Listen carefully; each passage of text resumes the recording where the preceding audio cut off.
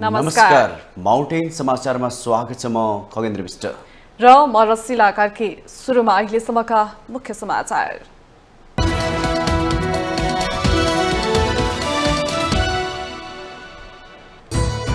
राष्ट्रिय स्वतन्त्र पार्टी रासपाद्वारा सरकारलाई दिएको समर्थन फिर्ता। जनभावनाको कदर गर्दै संसदमा रचनात्मक प्रतिपक्षको भूमिका निर्वाह गर्ने निर्णय।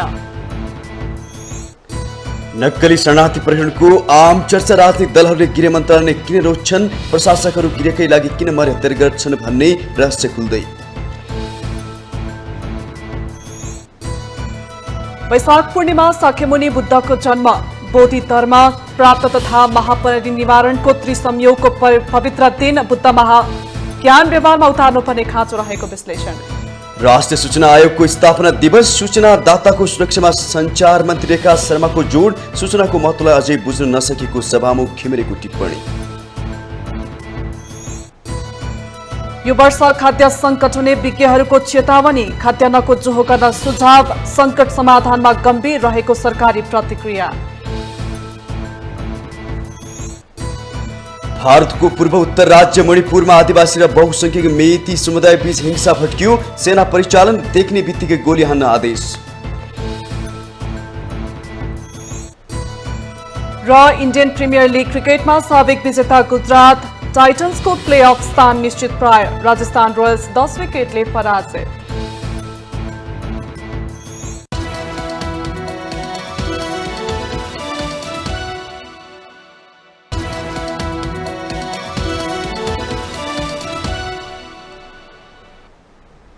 अब समाचार विस्तारमा।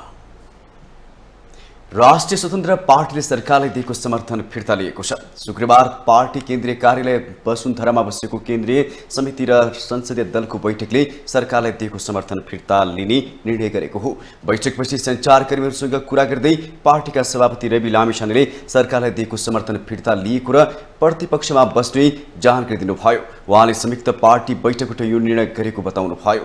जनभावनाको कदर गर्दै राष्ट्रपाले सरकारलाई दिएको समर्थन फिर्ता लिने निर्णय गरेको भन्दै सभापति लामिछानेले अब पार्टीले संसदमा सशक्त भूमिका निर्वाह गर्ने प्रतिबद्धता जनाउनुभयो। उहाँले अब पार्टीले संगठन विस्तारको प्रक्रिया द्रुत गतिमा अघि बढाउने पनि बताउनुभयो। संसदमा रचनात्मक प्रतिपक्षको भूमिका निर्वाह गर्ने उल्लेख गर्दै उहाँले भुटानी शरणार्थी बारे सरकारले चालेको कदम स्वागत योग्य रहेको र यसलाई निरन्तरता दिने वा नदिने बारेमा भने नियालिरहेको बताउनुभयो। आज हाम्रो केन्द्रीय समिति र संसदीय दलको संयुक्त बैठक बस्यो र संयुक्त बैठकले सर्वसम्मत रूपमा गरेको निर्णय यहाँलाई सुनाउन चाहन्छु। हामी समर्थन समेत फिर्ता लिएर प्रतिपक्षमा रहने हामीले निर्णय गरेका छौँ। आजको हाम्रो संयुक्त बैठकले यही निर्णय गरेको छ। भन्दा पहिलो कुरा त हामीले जनभावना र जनमतको कदर गर्नुपर्ने हुन्छ। यसपटकको उपनिर्वाचनले हामीलाई दिएको म्यान्डेट र अधिकांश हाम्रा शुभचिन्तक देशैभरि र संसारभरि रहेका नेपालीहरूको भावना नै यही थियो कि एउटा सशक्त प्रतिपक्षको भूमिका अब तपाईँले निर्वाह गर्नुपर्ने हुन्छ। पार्टी सङ्गठनलाई अझ चुस्त बनाएर अगाडि जानुपर्ने हुन्छ भन्ने एउटा हामीलाई त्यो म्यान्डेट नै हामीलाई त्यो प्राप्त भएको हो एउटा। त्यसले गर्दा त्यही अनुरूप हामी अगाडि बढ्छौँ। माघ 22 गते सरकारबाट बाहिरिए पनि राष्ट्रपाले समर्थन हुने फिर्ता लिएको थिएन। राष्ट्रपाले उप प्रधानमन्त्री सहित गृह, शिक्षा र श्रम, रोजगार तथा सामाजिक सुरक्षा मन्त्रालय र स्वास्थ्य राज्य मन्त्री लिएर सरकारमा सहभागी भएको थियो। वैशाख 10 गते भएको उपनिर्वाचनपछि सरकारमा सहभागी हुनका लागि छलफल गरेको थियो। राष्ट्रपाले पूर्ववत मन्त्रालयहरू पाउनुपर्ने बताउँदै आएको थियो।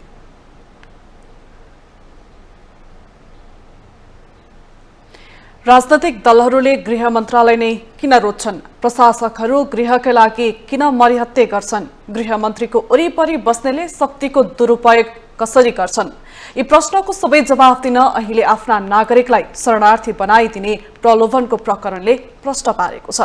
यो अभियोगमा तत्कालीन बहालवाला मन्त्रीका छोरा, आफन्त, सहयोगीदेखि प्रशासकसम्म मुछिदा लहरो तान्दा पहरो गुज्रिएको मात्र छैन, प्रहरीको अनुसन्धानबाट धम्माधम भिआइपीहरूको नाम खुल्न थालेपछि भागदौड नै मचिएको छ। हेरौं यो रिपोर्ट। नेपालीलाई भुटानी शरणार्थी बनाउने गृहमाथि प्रहरी अनुसन्धान सुरु भएको 1 महिनापछि यस प्रकरणमा जोडिएका उच्च राजनीतिक कर्मी र उच्च पदस्थ सरकारी अधिकारी पनि छानबिनको दायरामा तानिएपछि नेपालको गृह प्रशासन र नेतृत्वहरू आम नागरिकप्रति कति जिम्मेवार छन् भन्ने कुरा छर्लङ्ग हुँदै गएको छ। यो प्रकरणमा यसअघि ठगी तथा संगठित अपराधमा संलग्न सरकारका बहालवाला सचिव पक्राउ परेका छन् भने सांसद तथा पूर्व मन्त्री विरुद्ध पक्राउ पूर्जी जारी भएको छ। बुधबार सचिव टेकनारायण पाण्डेलाई पक्राउ गरिसकेपछि उनकै प्रारम्भिक बयानका आधारमा बुधबार नै तत्कालीन ऊर्जा मन्त्री टोपबहादुर रायमाझी र उनका छोरा सन्दीप रायमाझी विरुद्ध पनि पक्राउ पूर्जी जारी भए पनि हालसम्म टोपबहादुर रायमाझी भने सम्पर्कविहीन छन्। हालसम्म पक्राउ परेकाबाट डायरीमा इन्द्रजित राईले रकम लिएको तथ्य र सचिव पाण्डेले पनि रकम लिएको तथ्य भेटिएको छ। कतिसम्म भने एमाले सचिव टोपबहादुर रायमाझी विरुद्ध पक्राउ पूर्जी जारी भएपछि एमाले अध्यक्ष केपी शर्मा ओलीले प्रधानमन्त्री पुष्पकमल दाहाललाई भेट्न बिहिबार सिंहदरबार पुग्नु आफैमा रहस्यमय छ। पटक मन्त्री भइसकेको, प्रधानमन्त्री भइसकेको पार्टीको नेता षड्यन्त्रपूर्ण ढङ्गले बाटोमा हिँड्दै समाउनु पर्ने त्यस्तो खालको चाहिँ नै रहस्यपूर्ण छ। किन त्यो भागेर उम्किएर कतै जाने खालको मान्छे त होइन। प्रधानमन्त्री भइसकेको मान्छे अहिलेको सिटिङ एमपी अनि कहीँ भागेर जाने खालको कुरा होइन। अब त्यस्तोमा एकदम षड्यन्त्रपूर्ण। नेपाली नागरिकलाई नक्कली भुटानी शरणार्थी बनाएर अमेरिका पठाउने अभियोगमा नेपाल सरकारका बहालवाला सचिवले पक्राउ परेपछि लहरो तान्दा पहरो गर्जिने अवस्था आएको छ। नक्कली भुटानी शरणार्थीको विषयलाई प्रहरीले संगठित अपराधमा राखेर 7 जना पक्राउ गरिसकेको छ भने 6 जना संलग्न व्यक्तिहरूसँग अनुसन्धान गरिरहेको छ। यसमा ठूलै गिरह पक्राउ पर्ने संकेतहरू देखिँदै गएको छ। यसरी बहालवाला सचिवले संगठित अपराधको अभियोगमा पक्राउ परेको यो सम्भवतः पहिलो घटना हो। पाण्डे भन्दा अघिका गृह सचिव महेश्वर न्यौपाने समेत शंकाको घेरामा छन्। राज्यको मुख्य निकायका व्यक्तिहरू नै यस्ता जघन्य अपराधमा किन संलग्न हुन्छन् त? व्यावसायिक रूपमा इमान्दार व्यक्तिहरू जो छन् तिनीहरू पाखा पर्दै गए, जसको कारणबाट अहिले चाहिँ हामीले चाहिँ के देख्यौँ त भन्दाखेरि चाहिँ मैले यो ऊ भनेर एउटा घटनालाई भन्ने भन्दा पनि समग्र प्रशासनमा चाहिँ व्यावसायिक सदाचारिता घट्दै गएको छ। त्यसले गर्दाखेरि सरकारको प्रभावकारिता, जनताले सरकारलाई गर्ने विश्वास पनि गिर्दै गएको छ। सार्वजनिक प्रशासनको इज्जत पनि गिर्दै गएको छ र यसको घाटा कसलाई भएको छ त भन्दा शासकीय प्रणालीलाई घाटा भएको छ। आम जनताले राम्रो सेवा बा राम्रो नीति बा राम्रो कार्यक्रम राम्रो विकास पाएनन्। त्यसकारणले गर्दा चाहिँ घाटा चाहिँ प्रणालीलाई र चाहिँ देशवासीलाई भइरहेको छ। दण्डहीनतालाई निरन्तरता नदिन सरकारले यस काण्डको चिरफार गरेर संलग्न सबै पक्षलाई कारबाहीको दायरामा ल्याउनुपर्छ। गृह र प्रहरी प्रशासनलाई आफ्नो छवि सुधार्ने एउटा गतिलो अवसर मात्र होइन, प्रचण्ड सरकारको लागि पनि हो, जसमा उनीहरू चुक्नुहुन्न। यो अपराधमा जतिसुकै शक्तिशाली ओहदाका पात्र मुछिएका भए पनि तिनलाई समेत कारबाहीको दायरामा ल्याउनै पर्छ र अन्य चर्चामा आएका प्रकरणको फाइल खोल्न आँट प्रचण्ड सरकारले गर्नुपर्छ। तसर्थ आफ्नालाई जोगाउन शीर्षस्थ राजनीतिक नेताहरूले आफ्नो हैसियत भुलेर अड्डा निकाय धाउने तथा मन्त्री प्रधानमन्त्रीलाई अनुरोध गर्ने गल्ती गर्नु हुँदैन। अपराधमा संलग्न जो कोही पनि छुट्न हुँदैन। माउन्टेन टेलिभिजन एचडीका लागि बटुकराज गिरीको रिपोर्ट। शाक्यमुनिको बुद्धको जन्म, बोधि ज्ञान प्राप्त तथा महापरिनिवारण हुनु भएको त्रिसंयोगको पवित्र दिन वैशाख पूर्णिमा अर्थात् स्वाया पूर्णिही समस्त शान्तिकामी तथा बौद्ध धर्मावलम्बीहरूको पवित्र दिनको रूपमा रहेको छ। यस दिन विश्वभर नै विभिन्न कार्यक्रमहरू सहित विश्व शान्तिका प्रणेता तथा एसियाका ज्योति शाक्यमुनिको बुद्ध जन्म जयन्ती मनाउने गरिन्छ। एक रिपोर्ट। 2600 वर्ष पूर्व नेपालको लुम्बिनीमा पिता राजा सुधोधन र माता रानी महामाया देवीको कोखबाट लुम्बिनी बगैँचामा शाक्यमुनि बुद्धको जन्म भएको थियो। उहाँले 29 वर्षको उमेरमा वृद्ध, बिरामी, शवयात्रा र भिक्षुसहित 4 निमित्त देखेपछि वैराग्य उत्पन्न भई जन्म जरा व्याधिबाट मुक्त हुने मार्गको खोजीका लागि राजपाट परित्याग गरेर प्रव्रजित हुनुभयो। 6 वर्षको कठोर तपस्यापछि 35 वर्षको उमेरमा बोधिवृक्ष मुनि जन्म जरा व्याधिबाट मुक्त बुद्धत्व लाभ गर्नुभयो। बुद्धत्व लाभपछि 45 वर्षसम्म बहुजन हिताय बहुजन सुखायको लक्ष्यसहित 45 वर्षसम्म मानव जीवनमा सुख, शान्ति तथा मुक्तिको मार्ग देखाउनुभयो। 80 वर्षको उमेरमा उत्पत्ति सबै विनाश हुन् भन्ने अनित्य भावलाई दर्शाउँदै कुशीनगरमा 2वटा साल वृक्षमुनि महापरिनिर्वाण हुनु भएको थियो। वैशाख पूर्णिमाकै दिन यी 3 संयोग जुरेकोले यस दिनलाई बौद्ध जगतले मुक्ति दिवसको रूपमा मनाउने गरिन्छ। सब्ब पापस्स अकरणं कुशलस्स उपसम्पदा सचित्त परियोदपनं एतं बुद्धानुशासनं अर्थात् कुनै पनि प्रकारको पाप नगर्नु, राम्रो काम मात्र गर्नु, चित्तलाई परिशुद्ध गर्नु, यही नै बुद्ध शासन हो भनेर अत्यन्तै सरल तरिकाले उपदेश दिनुभएको छ। तर राग द्वेष मोहमा डुबिरहेका मानिसहरूले मुक्तिको कुरालाई सरल र सहज तरिकाले बुझ्न सकोस् भनेर अन्तर्जगतका कुशल चिकित्सक तथा बाह्य जगतका कुशल वैज्ञानिक बुद्धले आफ्नो 80 वर्षे जीवनकालमा 84,000 धर्म उपदेश दिनुभयो, जसलाई त्रिपिटक भनेर भन्ने गरिन्छ, जसमा विनय पिटक, सुत्त पिटक र अभिधम्म पिटक संग्रहित छन्। 2008 साल जेठ 8 गते बुद्ध जयन्तीका दिन पहिलो पटक सार्वजनिक बिदा दिन सुरु गरिएको हो। विश्व शान्तिका नायक बुद्धको जन्म जयन्तीका दिन राष्ट्रसङ्घले समेत सन् 2000 देखि सार्वजनिक बिदा दिँदै आएको छ। यसरी विश्वलाई शान्तिको सन्देश प्रवाह गर्ने तथा एसियाकै ज्योतिको रूपमा सम्मानित शाक्यमुनि बुद्धको जन्मभूमिमा भने बुद्धको उपदेशको सही मर्मलाई बुझ्न सकिरहेको छैन। बुद्धको जन्मभूमि पवित्र लुम्बिनी राजनीतिक अखडा बनेको छ। भारतीय प्रधानमन्त्री नरेन्द्र मोदी नेपालको सदनमा नेपाल बुद्धको भूमि हो भनेर बोल्दा सदनको टेबल ठोकेर हो भनेर ताली बजाउने गरिन्छ।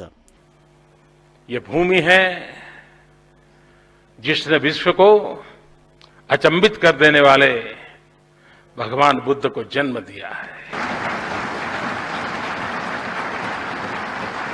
यही मोदीले अन्य देशहरूमा जाँदा बुद्ध भूमि भारत हो भनेर प्रचार गर्दा नेपाल सरकार मुखमा दही जमाएर बस्छ। और भारत जिसका इतिहास और संस्कृति कभी भी वह देश जिसने युद्ध नहीं किया है, आक्रमण नहीं किया है, वो देश जहां अहिंसा के दूत महात्मा गांधी पैदा हुए थे, वो देश जहां गौतम बुद्ध पैदा हुए थे। अझ विडम्बना त भारतले खुलेआम नक्कली लुम्बिनी र कपिल वस्तु बनाउँदा समेत अहिलेसम्म चुइक्क बोल्ने हैसियत न त राज्यसँग रहेको छ न त नेपाली नेताहरूसँगै। यो धम्मङ पश्यति सोमङ पश्यति अर्थात् जसले धर्मलाई देख्दछ उसले मलाई देख्दछ भनेर उपदेश दिनुभएको छ बुद्धले। तर आफूलाई बुद्धको अनुयायी भन्नेहरू बुद्धको मूर्ति पूजामा मात्रै अल्झिएर आचरणलाई बिर्सिएका छन्, जसले गर्दा बौद्ध जगत पनि क्षयकरणको बाटोमा लम्किरहेको छ। नेपालको पहिचान तथा गौरव बुद्धको उपदेश र शिक्षालाई अनुसरण गर्ने चीन, जापान, ताइवान, भुटान लगायतका धेरै देशहरू समृद्धिको मार्गमा तीव्र रूपले अघि बढिरहेका छन्। तर बुद्धभूमि नेपालमा जन्मने बित्तिकै 80,000 को ऋण बोक्नुपर्ने बाध्यता छ। 240 वर्षदेखि स्वतन्त्र र सार्वभौम सत्ता सम्पन्न देश आज विदेशीहरूको उपनिवेश जस्तै बनेको छ। नेपालका भविष्य युवा शक्ति अरबमा पसिना बनाउन बाध्य छन्। तसर्थ नेपालमा विकास र समृद्धिको कुरा त परै राखौं, सुरक्षा भत्ता र पेन्सन समेत दिन नसक्ने अवस्थामा छ। महँगी, भ्रष्टाचार, कालोबजारीले नेपाली जनता एक छाक खान पनि धौधौ अवस्थामा परिरहेको छ। त्यसैले शाक्यमुनि बुद्धको दशराज धर्मलाई जबसम्म अनुसरण गरिँदैन तबसम्म विकास र समृद्धिको नारामा मात्रै सीमित रहनेछ, देशको उन्नति हुनै सक्दैन। माउन्टेन टेलिभिजन एचडीका लागि विसन्तर साक्यको रिपोर्ट। शुक्रबार बुद्ध जयन्ती अर्थात् बुद्ध पूर्णिमा देशभर मनाइयो। बुद्धको 2567औं जयन्तीको अवसरमा काठमाडौँको स्वयम्भू महाचैत्य बौद्ध स्तूपमा विशेष मेला लागेको थियो। बुद्ध जयन्तीको अवसरमा बुद्ध जयन्ती मूल समारोह समितिको आयोजनामा अन्धाकुण्टे विहार स्वयम्भूमा विशेष सार्वजनिक बौद्ध सभाको आयोजना गरियो। कार्यक्रममा उपराष्ट्रपति रामसाहेब प्रसाद यादवले आजको 21औं शताब्दीमा आइपुग्दा भगवान बुद्धद्वारा दीक्षित शान्ति, शिक्षा, भातृत्व एवं समानताको शिक्षा, उहाँबाट प्रतिपादित अहिंसा, सत्य, शान्ति, सद्भाव तथा सहिष्णुताको उपदेश मानव जगतलाई सर्वकालीन तथा सर्वदेशीय रूपमा अद्यावधि यसको महत्वमा कुनै कमी नआएको बताउनुभयो।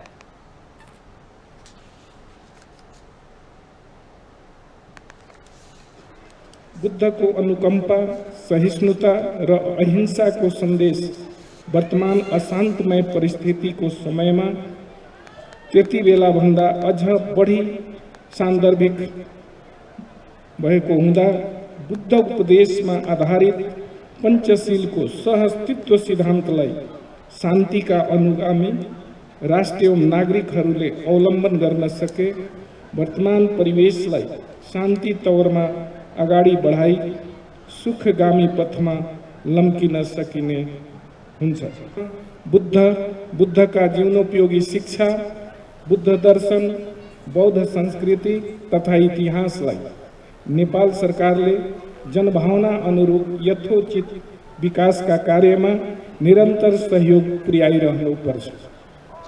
बुद्ध जन्मभूमि लुम्बिनीको गुरु योजनालाई समेत यथाशीघ्र सम्पन्न गर्ने र गराउनेतर्फ नेपाल सरकारको ध्यान आकृष्ट गराउन चाहन्छु। बुद्धले महापरिनिर्वाण सूत्र दीघ निकायमा स्पष्ट रूपमा अन्तिम वाचाको रूपमा स्पष्ट उल्लेख गर्नुभएको थियो आफ्ना शिष्यहरूका बीच वैधम्मा संखारा अपमादेन सम्पादित। संसारमा जे जति कम्पाउन्ड जे जति संस्कारगत विधि प्रविधि प्रवृत्तिहरू टेन्डेन्सीहरू छन् यी सबै चेन्जिङ सबै परिवर्तनमुखी भएर अगाडि बढिरहेको हुन्छ। यसर्थमा हामीले सजगता सतर्कता अपनाउन सकेको खण्डमा माइन्डफुलनेस प्र्याक्टिसलाई हामीले जीवन्त रूपमा अगाडि बढाउन सकेको खण्डमा अकुशलबाट हामी जोगिन सक्छौँ, कुशल धर्मलाई हामीले समेट्न सक्ने हुन्छौँ। भगवान बुद्धको पवित्र अस्थि धातुलाई बग्गीमा राखेर काठमाडौँको विभिन्न क्षेत्रमा नगर परिक्रमा गराइएको थियो भने बुद्ध जन्मस्थल लुम्बिनीमा विशेष मेला लागेको थियो। बुद्ध दर्शन अनुसार मध्य मार्ग भनेकै आर्य अष्टाङ्गिक मार्ग हो र यो मार्ग नै दुःख मुक्तिको उपयुक्त मार्ग हो। यसमा सम्मिलित 8 मार्गको इमान्दारीपूर्ण अभ्यासबाट नै दुःखलाई अन्त्य गरी निर्वाण प्राप्त गर्न सकिने बुद्ध ग्रन्थमा उल्लेख छ। सङ्खुवा सभामा सिमरिक एयरको हेलिकप्टर दुर्घटनामा 1 जनाको मृत्यु भएको छ। दुर्घटनामा परि गम्भीर घाइते भएका भविन गुरुङको मृत्यु भएको जिल्ला प्रहरी कार्यालय सङ्खुवा सभाका प्रवक्ता भुवन बाबु खड्काले जानकारी दिनुभयो।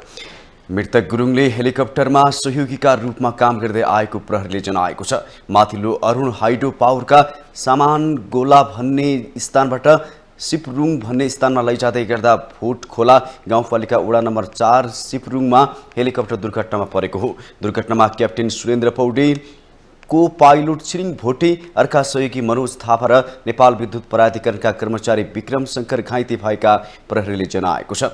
घाइते 4 जनालाई उपचारका लागि काठमाडौँ ल्याइएको छ। क्याप्टेन सुरेन्द्र पौडेल को पाइलट छिरिङ भोटे सहयोगी मनोज थापालाई घटनास्थलबाटै उद्धार गरेर काठमाडौँ ल्याइएको हो। विक्रम शंकरलाई सुरुमा उपचारका लागि जिल्ला अस्पताल सङ्खुवा सभामा लगे पनि त्यहाँ उपचार हुन नसकेपछि हेलिकप्टरबाटै काठमाडौँ ल्याइएको हो।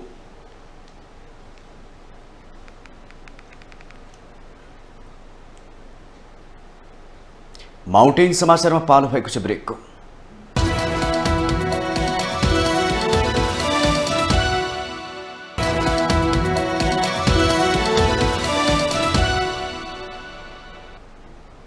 ब्रेकपछि स्वागत छ। अब बाँकी समाचार। सञ्चार तथा सूचना प्रविधि मन्त्री रेखा शर्माले सूचनादाताको सुरक्षाका लागि गम्भीर बन्न जरुरी रहेको बताउनु भएको छ।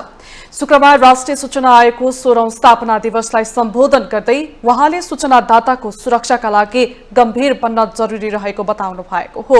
जनताले सूचनाको माग गर्नुको अर्थ सरकारी अधिकारीलाई झन्झट दिन नभई सरकारी सेवा प्रवाह पारदर्शी बनाउन रहेको उहाँले उल्लेख समेत गर्नुभयो। उहाँले संघीयताको मर्म अनुरूप सूचनाको हकलाई कार्यान्वयन गर्न कानून पुनरावलोकन आवश्यक रहेको र प्रदेश तथा स्थानीय तहमा तन्द अनुकूल कानून बनाउनु पर्ने बताउनुभयो। कानून गर्न कानून पुनरावलोकन आवश्यक रहेको र प्रदेश तथा स्थानीय तहमा तदनुकूल कानून नबनेकोमा व्यापक गुनासो पनि आइरहेको छ। यसमा हामी आवश्यक ध्यान दिएर सहजीकरणको लागि अगाडि बढ्ने प्रतिबद्धता पनि व्यक्त गर्न चाहन्छु। कार्यक्रममा सभामुख देवराज घिमिरेले सूचनाको हकको महत्त्वलाई अझै बुझ्न नसकिएको टिप्पणी समेत गर्नुभयो। सूचनाको हक सबैले पाउनुपर्ने तथ्यलाई व्यवहारमा कार्यान्वयन गर्ने र प्रभावकारी बनाउन सबै सरकारवाला निकायले जोड दिनुपर्ने सभामुख घिमिरेले उल्लेख समेत गर्नुभयो। उहाँले सूचनाको पहुँच जति धेरै जनतामा पुग्छ त्यति नै प्रजातन्त्रको प्रभावकारी रूपमा कार्यान्वयन हुने समेत जानकारी दिनुभयो। अहिलेको लोकतन्त्र र गणतन्त्र हामीले उपभोग गर्ने सन्दर्भमा संविधानलाई निर्माण गर्नुभन्दा केही अगाडिदेखि नै सूचनाको हकलाई स्थापित गर्यौं। यसलाई मौलिक हकको रूपबाट एउटा महत्त्वपूर्ण मौलिक हकको रूपबाट राख्यौं र त्यसलाई कार्यान्वयन गर्ने सन्दर्भमा राष्ट्रिय सूचना आयोगको गठन गर्यौं र त्यसले पनि आफ्नो कामहरू निरन्तर गर्दै आइरहेको सन्दर्भमा केही चर्चाहरू भइसकेका छन्। यसको महत्त्वलाई आत्मसात गर्ने कुराहरूको अझै पनि केही अभाव रहेको छ। आजको यो 16औं स्थापना दिवसले यसको महत्त्वलाई उजागर गर्ने, यसलाई व्यवहारमा कार्यान्वयन गर्ने र यसलाई प्रभावकारी बनाउने कुराको महत्त्वलाई जति लिन सकियो उति लोकतन्त्र र प्रजातन्त्रलाई प्रभावकारी ढङ्गबाट कार्यान्वयन गर्न सकिन्छ। सभामुख घिमिरेले सार्वजनिक गरिएका विषयहरूको सूचना नागरिक स्तरमा विस्तार गर्न आवश्यक रहेको र जनताको सूचना पाउने हकको सुनिश्चित हुनुपर्ने समेत उल्लेख गर्नुभयो।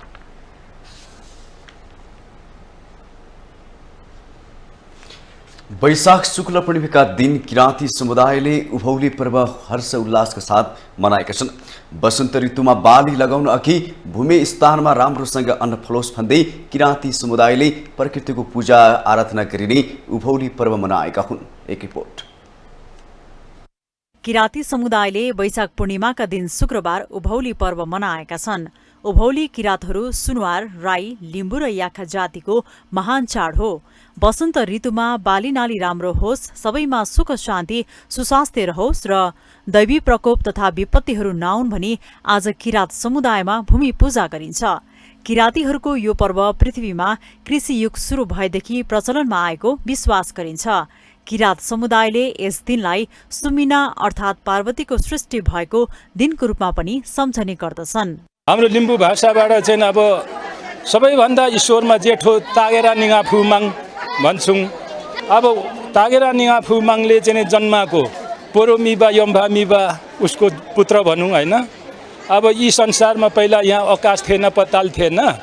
यिनीहरूले अब यो तागेरा निगा फुको चाहिँ के अरे जन्म छोराले दिएपछि यो सृष्टि धरतीहरू, आकाशहरू, अब यो वन पन्छी जनावरहरू, मनुखेहरू, वन जङ्गलहरू बनाउने चाहिँ अब आमाले आदेश दिए अनुसार छोराले बनाउँदै लाँदा यो सृष्टिहरू चाहिँ यसरी रहनु गयो।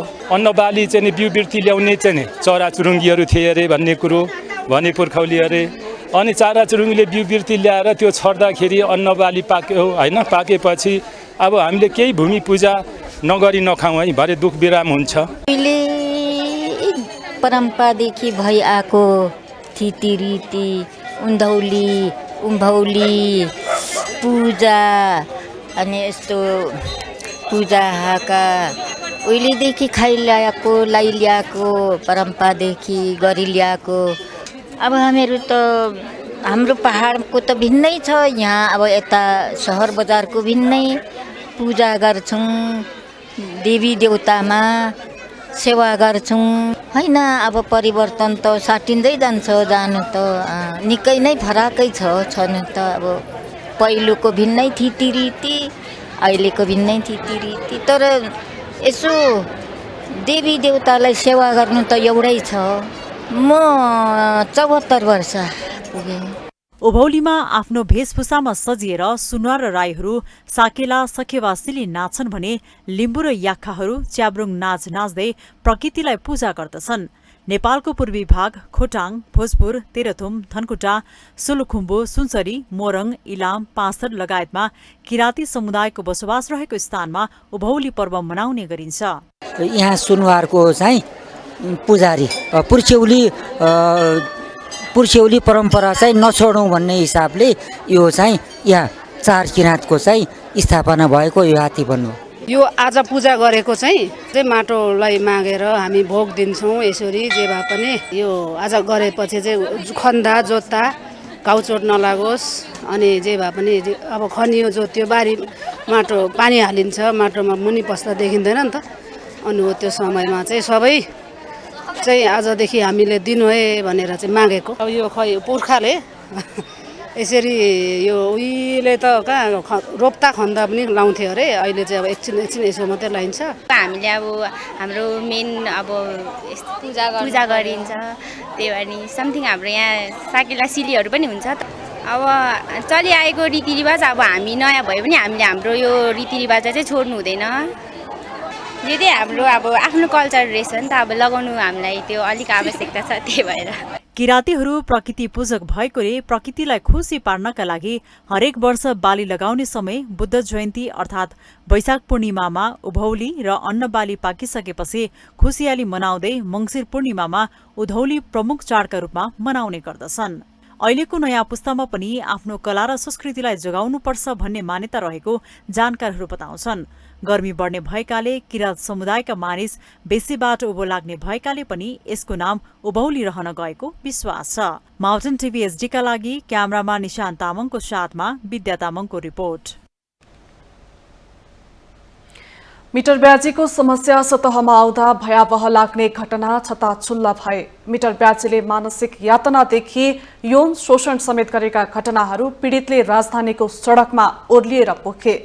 त्यसपछि सरकार कानून नै बनाएर मिटर ब्याजीलाई कारबाही गर्न अघि बढ्यो। तर के पीडितले साँच्चै न्याय पाउलान्? हेरौं यो रिपोर्ट। 21औं शताब्दीमा नयाँ शैलीको शोषण नेपालमा देखा पर्यो। मिटर ब्याजीका रूपमा हजारौं सर्वसाधारण यसबाट पीडित भए। कतिपयको घरबार नै उजाडियो, कतिपय आत्महत्या गर्न बाध्य भए। अति हुँदै अत्याचार असह्य भएपछि मिटर ब्याज पीडित नाङ्गो खुट्टा पैदल काठमाडौँमा आए, न्यायका लागि सङ्घर्षमा उत्रिए। दर्दनाक कथाहरू राजधानीको सडकमा सुनिए पीडितहरूबाट। त्यसपछि सरकार मिटर ब्याजीलाई कारबाही गर्न अगाडि बढ्न बाध्य भयो। सरकारले त्यसका लागि अध्यादेश ल्यायो, जुन राष्ट्रपतिबाट जारी भएर शुक्रबार राजपत्रमा प्रकाशित भएको छ। अब पैसा सापट दिएर मिटर ब्याज उठाउनेलाई 7 वर्षसम्म कैद र 70,000 रुपियाँसम्म जरिवाना हुने व्यवस्था कानुनमा राखिएको छ।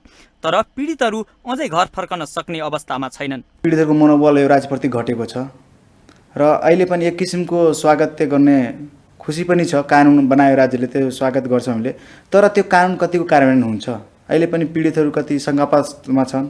राज्यले फेरि हामीसँग विगतका दिनमा जुन झुटो आश्वासन गरे त्यस्तो त फेरि गर्दैन। त्यो कुरालाई लिएर चाहिँ उहाँहरू चाहिँ अहिले आफैमा चाहिँ पूर्ण विश्वासका साथ यो सहमत हुनुहुन्न। कतिपय ठाउँमा चाहिँ उहाँहरू चाहिँ कन्फ्युज तरिकाले बस्नुपर्छ कि यो कानुनले पुरै हामीले न्याय दिन्छ कि नै। कानुन बनाएर मात्रै हुँदैन, पालना गर्नु अर्को चुनौती बनेको छ। त्यसो त सरकारले केही नेपाल ऐन संशोधन गर्दै अनुचित लेनदेन कारबाहीलाई सजाय थप गरेको छ। मौजुदा मुलुकी अपराध संहिता 2074 को दफा 249 को थप गर्दै सरकारले मिटर ब्याजीलाई सजाय बढाएको छ।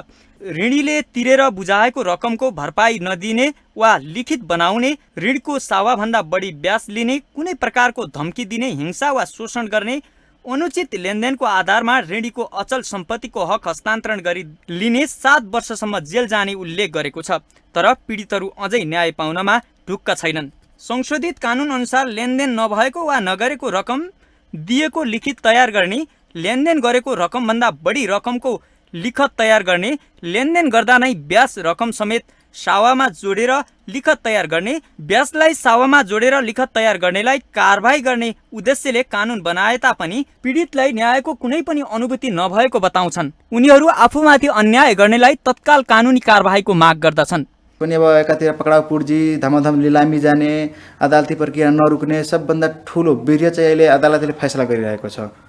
पीडकको पक्षमा चाहिँ सबै पीडकहरू चाहिँ अदालतमा गएर धमाधम मुद्दा हालिरहेका छन्। अनि हामीले पनि अब कानुनले कतिको समस्यालाई समाधान गर्छ त्यो पर्खेर बसिरहेका छौँ। अब यो पर्खाइको बाटोलाई चाहिँ हामी पर्खन सक्दैनौँ, किनभने चाहिँ अहिले कार्यान्वयन नै हुनुपर्छ। मिटर ब्याज गम्भीर अपराधका रूपमा दर्ज भइसकेको छ। आर्थिक अपराध लागे पनि यसले खतरनाक अपराधका घटना बढाएको छ।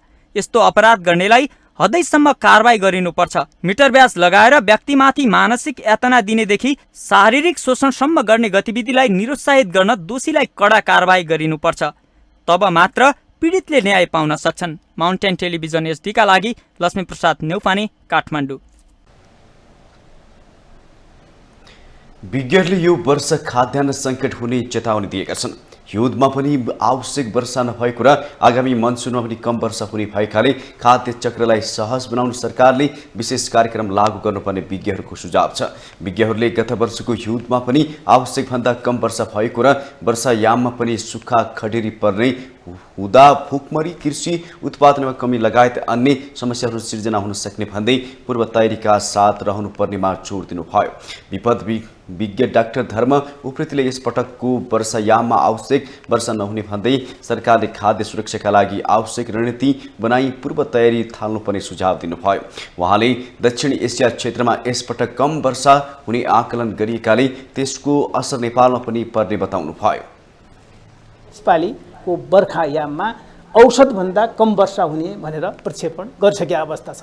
त्यो प्रक्षेपण गरिसकेको र अमेरिकाको नोवा भन्ने संस्थाले पनि त्यसलाई चाहिँ भेरिफाई गरिसकेको, अस्ट्रेलियाको चाहिँ यो मेट्रोलोजिकल डिपार्टमेन्टले पनि एल निनोको अवस्था आउन लागेको भनेर चाहिँ प्रक्षेपण गरिसकेको अवस्था, यी समग्रलाई हामीले हेर्ने हो भनेपछि हाम्रो होल साउथ एसिया क्षेत्रमा यसपालि कम वर्षा हुने आकलन गरिएको छ। यसको अझै एक्युरेसी 1 महिनामा थप होला, यो मे महिनाको अन्तिममा चाहिँ थप चाहिँ एकदमै क्लियर हुन्छ।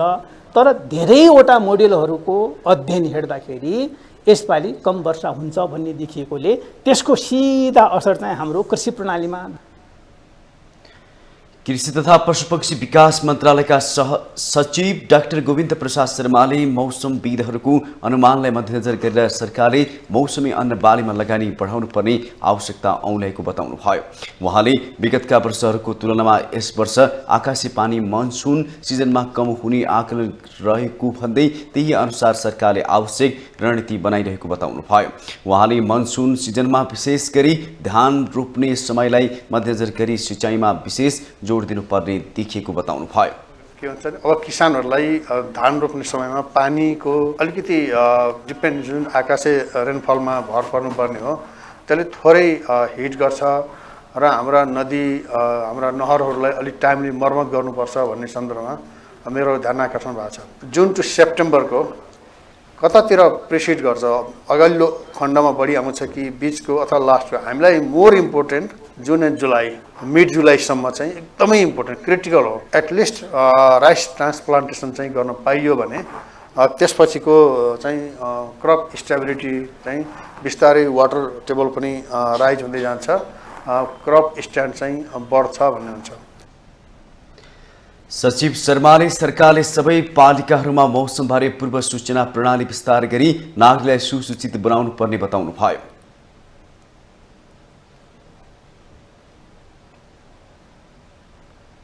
माउन्टेन समाचारमा पाल्नु भएको छ ब्रेकको।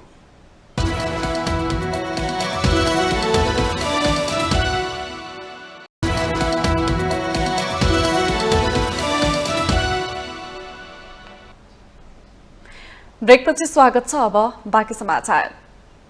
राष्ट्रिय मानव अधिकार आयोगले एचआईभी एड्स संक्रमितलाई विभेद नगर्न आग्रह गरेको छ। काठमाडौँमा आयोजित एचआईभी एड्स संक्रमितहरूको मानवाधिकारको सम्बन्धमा आयोजित गोष्ठीमा राष्ट्रिय मानवाधिकार आयोगका सचिव मुरारी खरेलले एचआईभी एड्स संक्रमितलाई विभेदपूर्ण व्यवहार नगर्न आग्रह गर्नु भएको हो। उहाँले आयोगले विभिन्न क्षेत्रमा गरेको अध्ययन अनुसार एचआईभी संक्रमितहरूले सरकारी तथा सार्वजनिक निकायहरू मार्फत विभेद भोगिरहेको पनि पाइएको जानकारी दिनुभयो।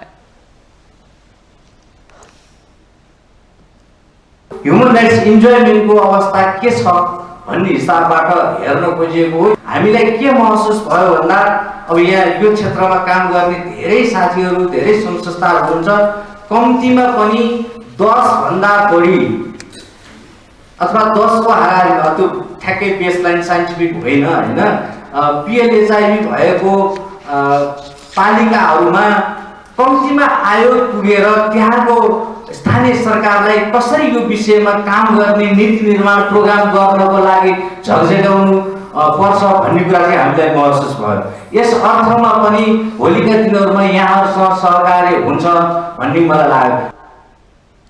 कार्यक्रममा प्रहरी उपरीक्षक गोपाल चन्द्र भट्टराईले एचआईभी संक्रमितलाई परिवार, समुदाय र विद्यालयहरूमा मात्रै नभई राजनैतिक क्षेत्रमा पनि विभेद हुने गरेको उल्लेख गर्नुभयो। भट्टराईले कसैले विभेद गरेको भए पीडितलाई प्रहरी कहाँ उजुरी गर्न आग्रह गर्नुभयो।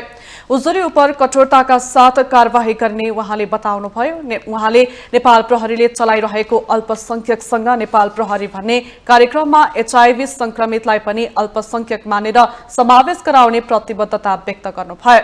आगामी दिनमा एचआईभी संक्रमितहरूको पक्षमा प्रहरीले सक्रियतापूर्वक काम गर्ने पनि उहाँले जानकारी दिनुभयो। के भन्छु भने एचआईभी एड्स संक्रमितहरूका समस्याहरू हाम्रोसम्म अहिलेसम्म यो एउटा ठुलो समस्याको रूपमा छ देशमा भन्ने त्यो इन्फर्मेसन नै नआइपुगेको अवस्था छ।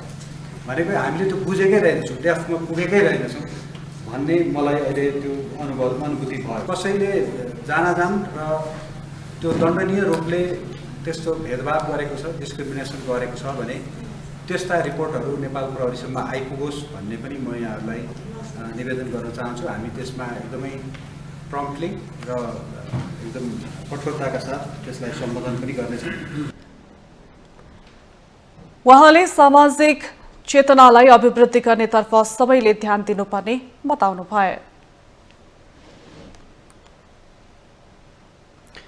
राष्ट्रिय सूचना आयोगको स्थापनाको 16 वर्ष पुग्दा पनि यसको उद्देश्य प्राप्तितर्फ खासै प्रभावकारी उपलब्धि हासिल हुन नसकेको चर्चा पनि हुने गरेको छ। सूचनाको हक सम्बन्धी अधिकार कानूनले गोप्य भनिएका कुराहरू सार्वजनिक गर्न नमिल्ने अवस्थाले उत्पन्न अलमल अझै कायमै छ। एक रिपोर्ट।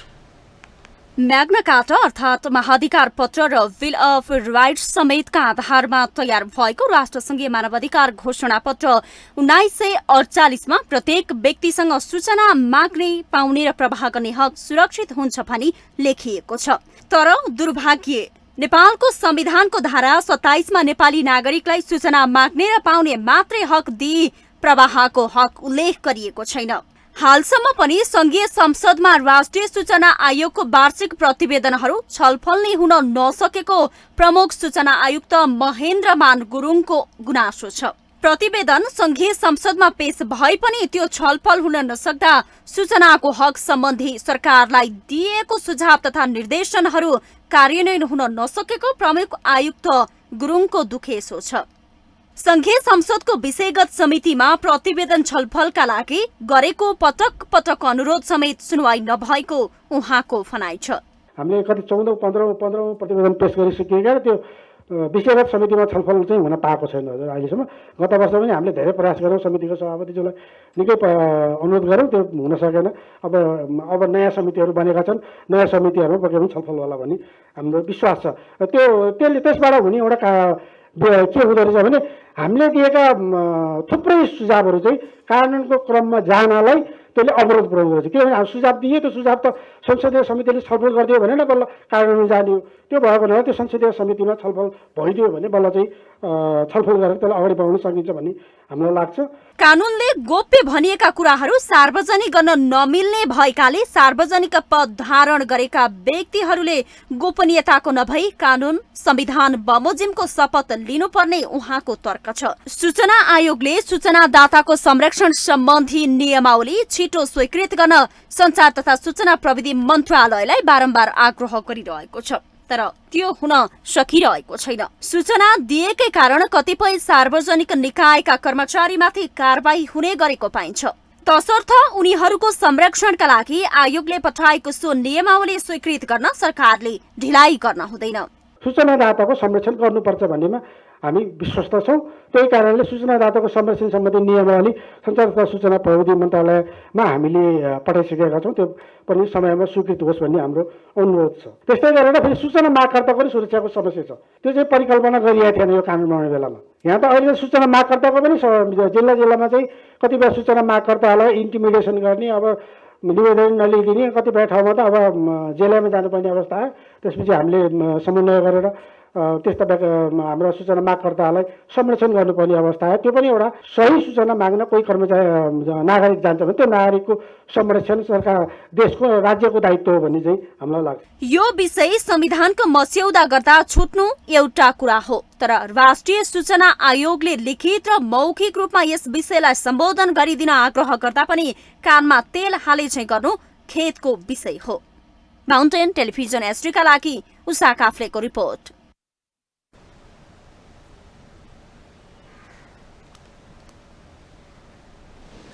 कैलालीको कैलाली गाउँपालिका सुदूरपश्चिम प्रदेशको सबैभन्दा बढी बाढी प्रभावित क्षेत्र हो। चुरे मुहान भएर बग्ने मोहना र घुरा नदीका कारण यो गाउँपालिकाका धेरै बस्ती वर्षाको समयमा डुबानमा पर्छन्। अझै नदी कटानका कारण धेरैको त उठीबास नै लाग्ने गरेको छ। एक रिपोर्ट। कैलालीको कैलाली गाउँपालिका 3 मोहनपुरका शीतल प्रसाद डगौरासँग मोहना नदीले दिएको पीडाको भकारी छ। चुरे मुहान भएर बग्ने यो नदी वर्षाको समयमा उनको घरभित्रै आउँछ। पानी परेका बेला ज्यान जोगाउन नजिकै रहेको भारतको जंगलमा पस्नुपर्ने उनको बाध्यता छ। नदी ओहोरदोहोर गर्न झोलिङ्गे पुल नहुँदा बालबच्चा 3 महिना जति त विद्यालय नै जान पाउँदैनन्। एकपटक त बाढीका कारण डुङ्गा चलाउन नसक्दा गाउँकी सुत्केरी महिलाले ज्यान नै गुमाउनु परेको दुःख उनले सुनाए। मान्छे यता ओहोरदोहोर गर्ने धेरै अप्ठ्यारो पर्छ। झुलुङ्गिया पुल नभएर बालबच्चाहरूको लेखाइ पढाइ सबै 2-3 महिना अब बर्खामा पढाइ हुन्छ हाम्रो नेपालमा। त्यो पढाइ पनि स्थगित हुन्छ उनीहरूलाई। 3 महिना स्थगित भएर उनलाई पढाइ यति अप्ठ्यारो हुन्छ।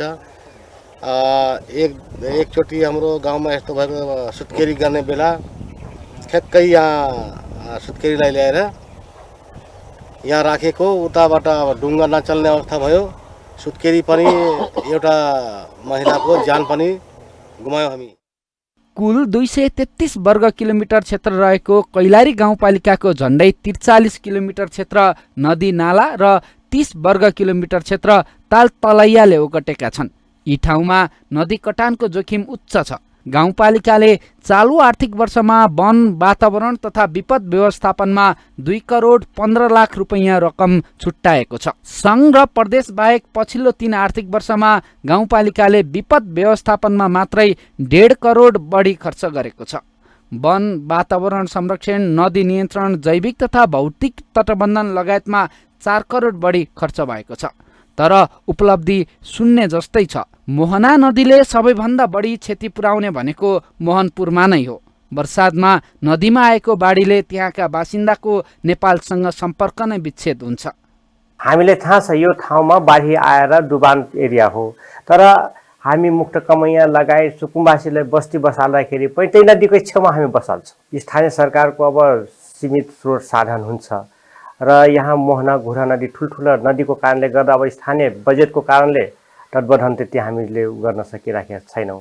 चुरे मुहान भएर बग्ने नदीले पुर्याउने क्षति न्यूनीकरणका लागि नदी बहावको प्रकृति र भौगोलिक अवस्थाको विश्लेषण गरी विपद व्यवस्थापन योजना बनाउनु पर्ने विज्ञहरूको सुझाव छ।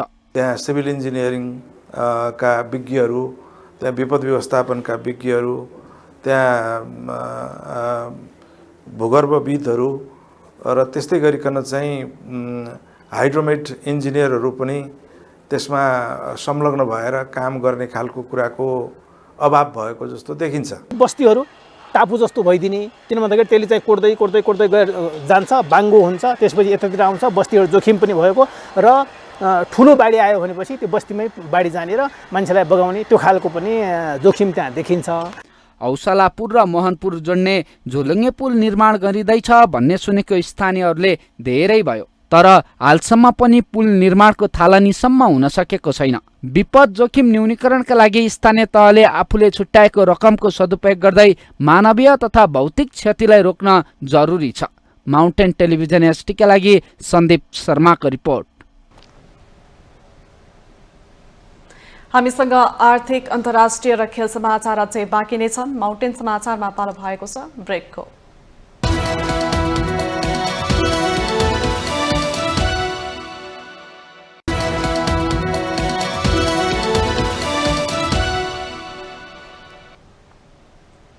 ब्रेकपछि स्वागत छ पालो आर्थिक समाचारको।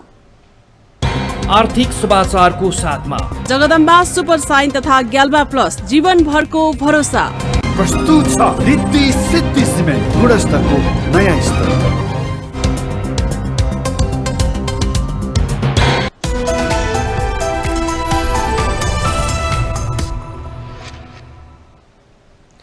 यो साताको शेयर बजार पनि निकै कमजोर स्थितिबाट गुज्रिएको छ। साताभर कुल नेप्सी सूचकमा 20 अङ्कको गिरावट हुँदा कारोबार 2 अर्ब 89 करोडमा छरेको छ।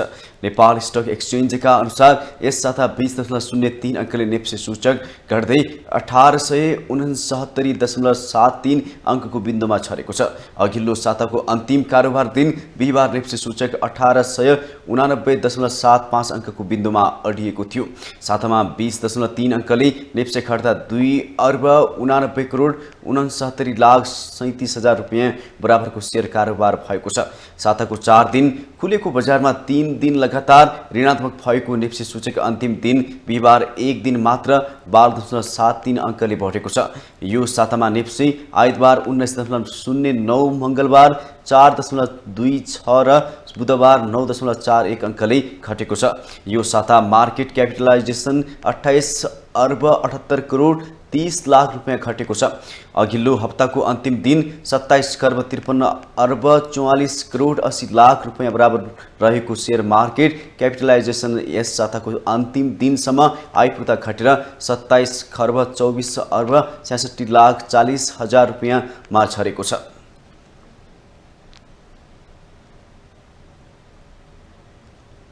अब पालो अन्तर्राष्ट्रिय समाचारको।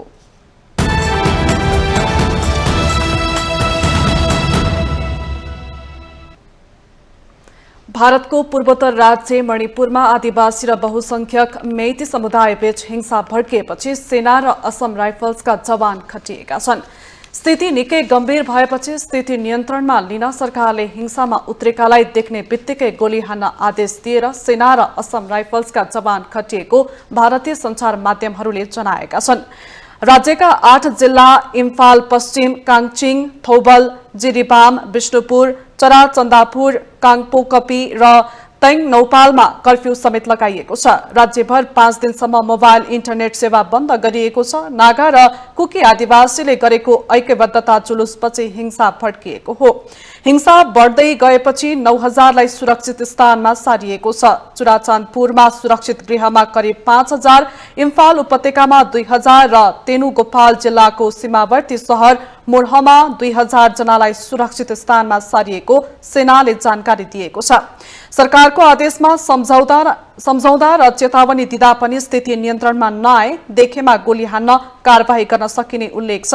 सेना र असम राइफल्स चुराचन्दपुर र इम्फाल उपत्यकाका धेरै क्षेत्रमा र काङचिङ जिल्लाको सुगनुमा पनि तैनात छन्। मणिपुरको अवस्थाको अनुगमन गर्ने केन्द्रले र्यापिड एक्सन फोर्स RAF को टोली पनि पठाएको छ। रुसका राष्ट्रपतिको कार्यालय क्रेमलिनमा ड्रोन आक्रमणलाई लिएर मस्को र वाशिंगटन बीचको तनाव वाकित्वको रूपमा पुगेको छ।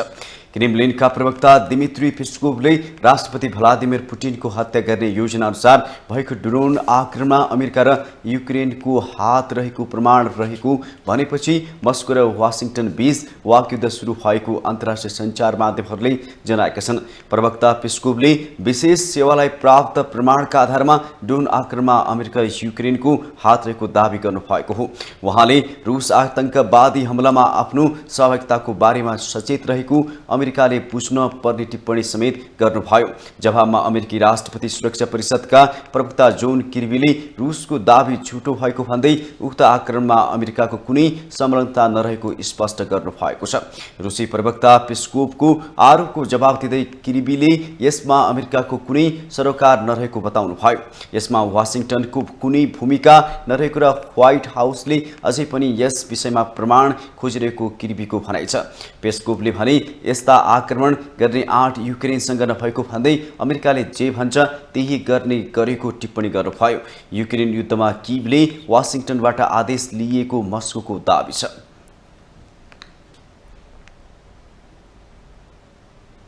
अब पालो खेल समाचारको।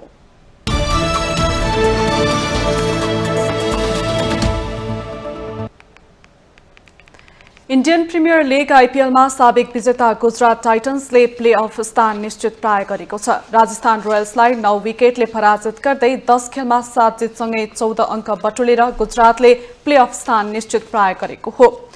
घरेलु टोली राजस्थानले दिएको 119 रनको लक्ष्य गुजरातले 13.5 ओभरमा मात्रै 1 विकेट गुमाएर सजिलै पूरा गरेको हो। गुजरातको जितमा वृद्धिमान शाहले अभिजित 41 तथा कप्तान हार्दिक पाण्डेले अभिजित 39 रन बनाएका हुन्। यस्तै शुभमन गिलले 36 रन बनाए। यसअघि टस जितेर पहिला ब्याटिङ गरेको राजस्थानले 17.5 ओभरमा अल आउट हुँदै 118 रन बनाएको छ।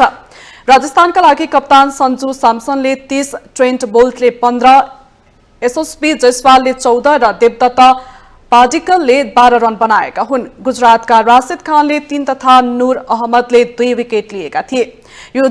यो नतिजापछि 10 खेलमा गुजरातले लखनऊ र चेन्नईलाई 3 अङ्कले पछि पारेको छ। 10 खेलमा समान 11 अङ्क भए पनि रन रेटको आधारमा लखनऊ दोस्रो, चेन्नई तेस्रो स्थानमा रहेको छ। 10 खेलमा 10 अङ्कबाटै राजस्थान चौथो स्थानमा हुँदा बेंगलोर र मुम्बईले 10-10 अङ्क बटुलेका छन्। 10 खेलमा पञ्जाबको 10 अङ्क रहेको छ।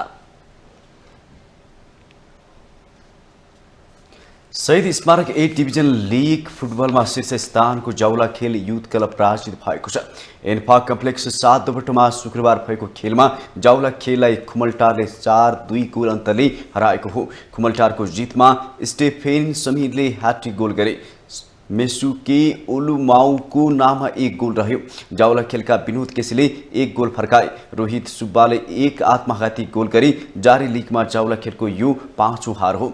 जाउला खेल 15 खेलमा 24 अङ्क जोडेर शीर्ष स्थानमा रहेको छ। 5 खेल जितेको कुमलटाले 15 खेलमा 17 अङ्क जोडेको छ। शुक्रबार नै भएको अर्को खेलमा हिमालयनले नेपाल पुलिस क्लबलाई हराएको छ। त्रिपुर स्थित दशरथ रङ्गशालामा हिमालयनले नेपाल पुलिस क्लबलाई 2-1 गोल अन्तरले हराएको हो। हिमालयनको जितमा अबायोमी फाल्कुनले र अमृत श्रेष्ठले 1-1 गोल गरे। पुलिसका सौजन राईले 1 गोल फर्काए। हिमालयनको यो 5औं जित हो। हिमालयनले 15 खेलमा 20 अङ्क जोडेको छ। पुलिसको यो 8औं हार हो। पुलिसले 15 खेलमा 15 अङ्क जोडेको छ।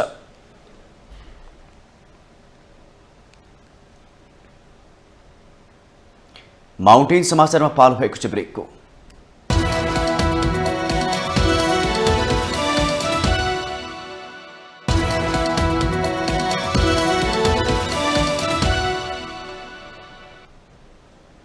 ब्रेकसँगै हामी माउन्टेन समाचारको अन्त्यमा आइपुगेका छौं। जाँदा जाँदै मुख्य समाचार पुनः एकपटक।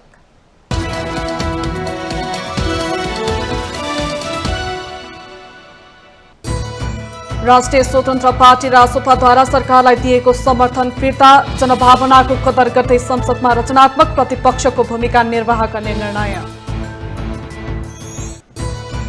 नक्कली शरणार्थी प्रकरणको आम चर्चा। राजनीतिक दलहरूले गृह मन्त्रालयले किन रोज्छन्, प्रशासकहरू गृहकै लागि किन मर्यादा गर्छन् भन्ने रहस्य खुल्दै। वैशाख पूर्णिमा शाक्यमुनि बुद्धको जन्म, बोधिज्ञान प्राप्त तथा महापरिनिर्वाणको संयोगको पवित्र दिन। बुद्ध महाज्ञान व्यवहारमा उतार्नुपर्ने खाँचो रहेको विश्लेषण। राष्ट्रिय सूचना आयोगको स्थापना दिवस। सूचना तथाको सुरक्षामा सञ्चार मन्त्री रेखा शर्माको जोड। सूचनाको महत्त्वलाई अझै बुझ्न नसकेको सभामुख घिमिरेको टिप्पणी। यो वर्ष खाद्य संकट हुने विज्ञहरूको चेतावनी। खाद्यान्नको जोहो गर्न सुझाव। संकट समाधानमा गम्भीर रहेको सरकारी प्रतिक्रिया। भारतको उत्तर पूर्वी राज्य मणिपुरमा आदिवासी र बहुसंख्यक मेती समुदाय बीच हिंसा भड्कियो। सेना परिचालन देख्ने बित्तिकै गोली हान्न आदेश। र इन्डियन प्रिमियर लिग क्रिकेटमा साबिक विजेता गुजरात टाइटन्सको प्ले अफ स्थान निश्चित प्राय। राजस्थान रोयल्स 10 विकेटले पराजित।